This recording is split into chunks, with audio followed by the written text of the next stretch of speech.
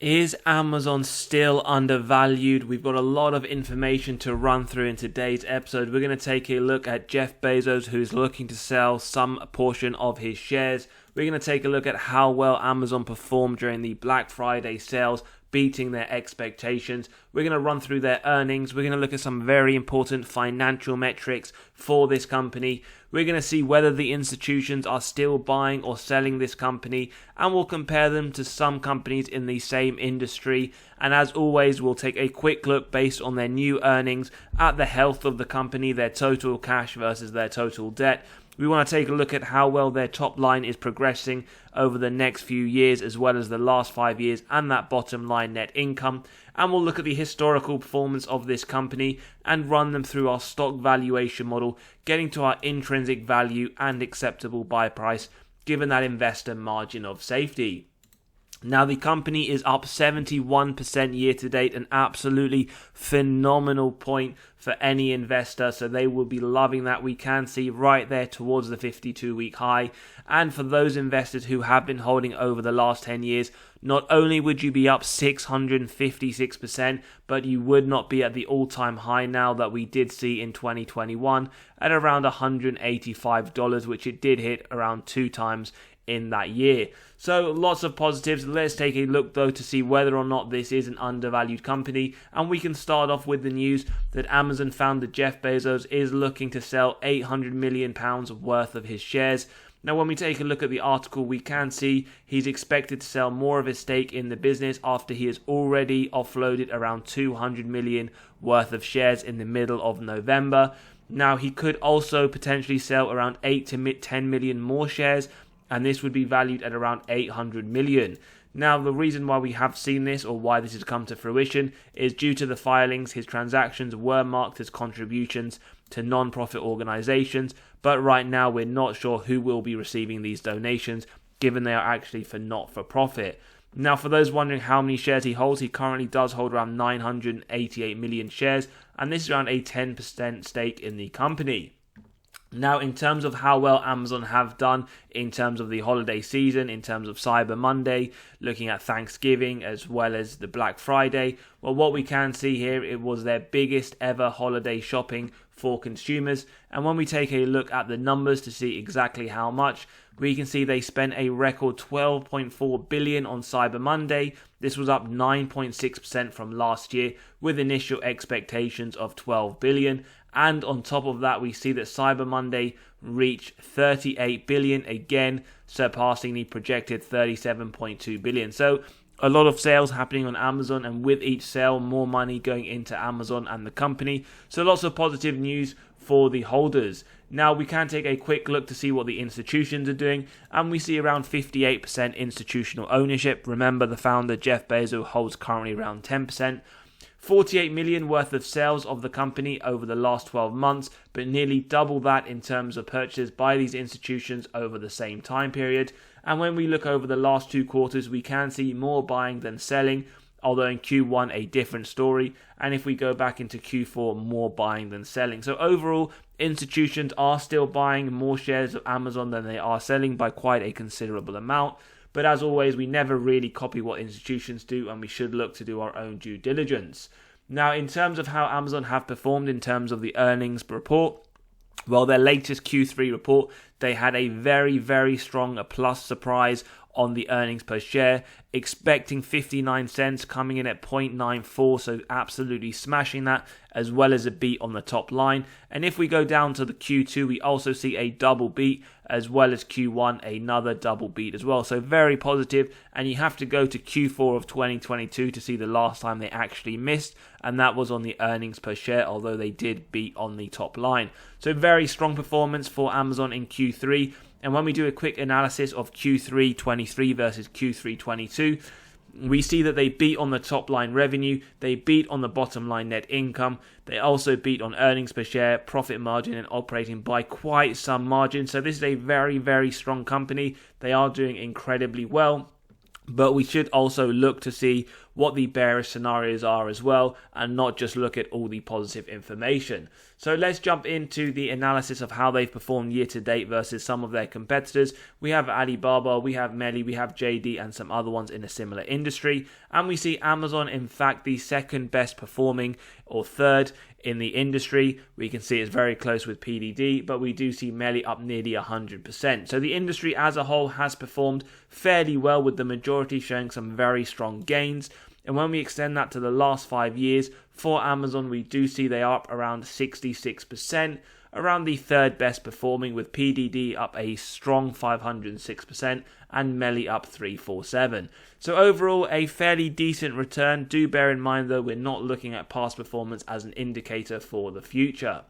Now, when we take a quick look at how their income statement, their top line is, what we like to see is around 3 to 7% as a minimum.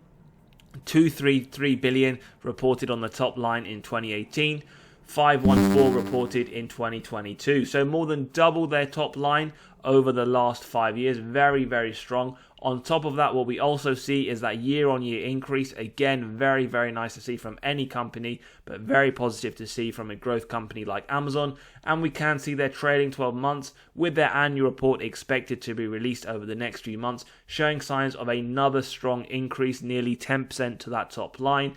And if you do subscribe and hit the bell button, you will be notified when we do run through Amazon's latest annual report. So very strong report and analysis on the top line. When we compare that to the bottom line, 10 billion of essential net income in 2018. They made a 2.7 billion loss in 2022. So we do see a fairly poor point over the last 5 years. But before that point, we do see an increase every single year up until 2021.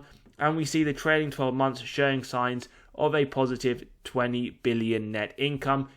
That is roughly the December 2020 figure. It is still very, very strong and more than double the 2018 position.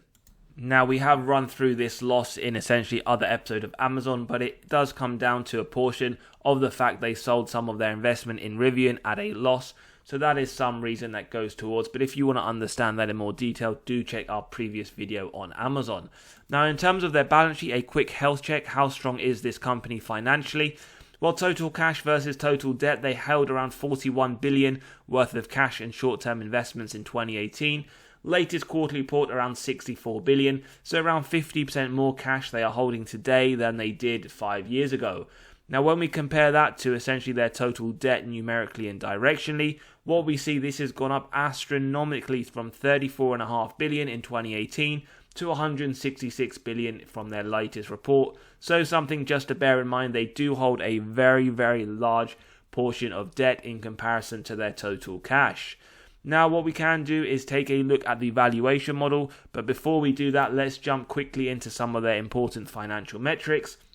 Now, the free cash flow per share, 22 cents in 2013, 2022 negative 1.6. As we mentioned, part of that is the sale of their investment in Rivian at a loss, but it is expected to bounce back up in 2023. Now, this is a company I have discussed before on the channel. It isn't one that personally I am looking to add to in my own portfolio, but if I do start to see some consecutive years of positive free cash flow moving in the right direction, it is one that I will consider in the future. Now, when we take a look at the sales growth, very, very nice to see. Double-digit increase every single year. In fact, around 20% or more up to 2021.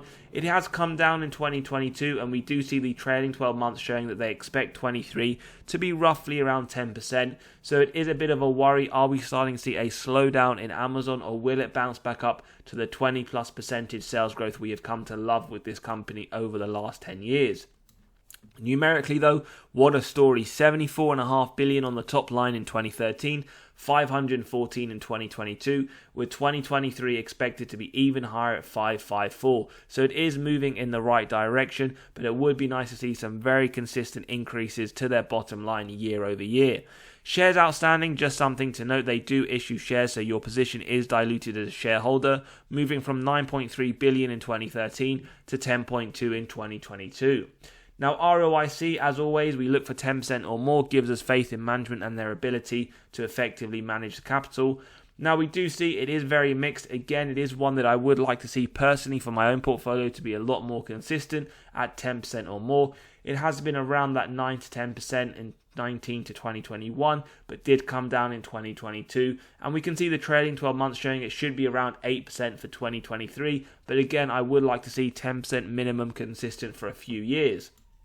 Free cash flow margin, operating margin, again, one other point just to note with this company, whilst they do have a very strong top line, if their operating margin is being squeezed dramatically, as we see here 2%, 5%, then it will mean there is less chance for that bottom line to be a positive income in theory. So again, this is something that I would like for my own portfolio to be at a much higher percentage, although we do see it pick up in 2023, expected around 5% based on the trailing 12 months, and if they can continue to increase this moving onwards, this could be a great company for the portfolio. Same story with the free cash flow margin, although we see it fairly more consistent, although do note the last 2 years with that negative percentage is a slight concern and something just to analyse moving forwards. Net debt to EBITDA, showing the strength of the company's balance sheet, shows us the number of years it would take the company to pay off all of their debt net of cash on hand. 1.17 in 2022, and it is expected to be below 1 in 2023. So a very strong sign for their balance sheet, although again, I would keep an eye on that total debt that has rocketed over the last few years. Now, jumping into the valuation model, as always, if you're enjoying the content, values being provided, do smash that like button, hit the subscribe and bell button so you are continually notified of these videos as they drop. And if you want to calculate the intrinsic value or acceptable buy price of companies in your own portfolio, then do go ahead, click on that pinned comment. Or even if you want to run companies in your wish list or watch list, then do go ahead and click the pinned comment below. Starting off what would typically be the first model, Graham's valuation. However, for companies like Amazon that are fast growing, incredible top line, double digits every single year, this isn't one that is applicable. But what we would typically do, stock ticker symbol AMZN, EPS, growth rate per analyst estimates with that current yield on AAA corporate bonds to give us our intrinsic value. The second model that we typically use would be the multiples valuation model, companies in a similar sector and size. Remember, we analyzed this over the last 5-year total return. We get their P multiples, the average, multiply that by the earnings per share to give us a stock price based on this model, and this would be $68. Now, for reasons such as Amazon is just incredibly fast growing, it has much better, in my personal opinion, forward-looking guidance in terms of the way the PE is warranted than these other companies. This isn't one that I believe to be applicable, so we will not be including this.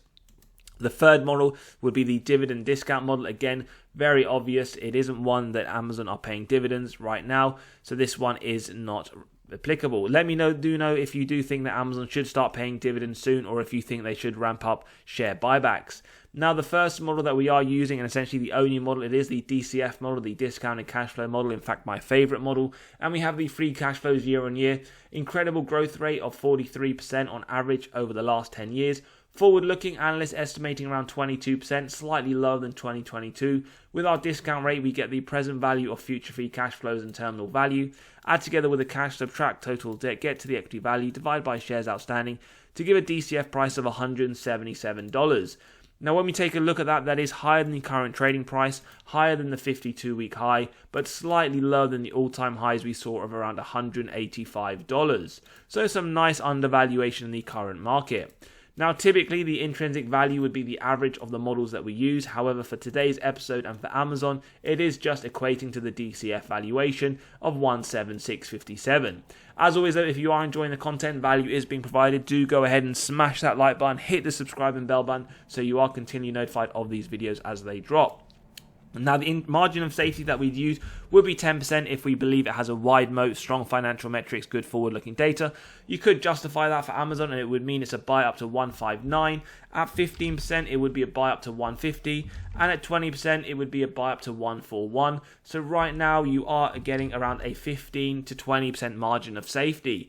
Now, in terms of what Wall Street believe, well, over the next 12 months, they believe the share price will go pretty much in line with the intrinsic value at around $30 higher than the current trading price. So right now, you are essentially locking in a 15 to 20% margin of safety based on our estimates, and you are getting around a 20% upside over the next 12 months per Wall Street's forecast. As always, though, do let me know your thoughts about Amazon. I know a lot of people here will be saying it's at their all-time high, they're going to come down, but do remember that quality companies do also trade at a premium as well. But I'm interested to know your thoughts. Are you looking to buy Amazon, maybe looking to sell and buy at a lower price if you think it will drop, or if you're just bearish and you don't believe Amazon is a company that's worth your investment, then do let me know your thoughts below. As always, if you want to grab a copy of the intrinsic value calculator to get to the acceptable buy price and intrinsic value of companies in your own portfolio, then do click on that pinned comment below. As always, have a great day. Don't forget to smash the like button, hit the subscribe and bell button, and catch you all on the next episode. Take care and have a lovely day.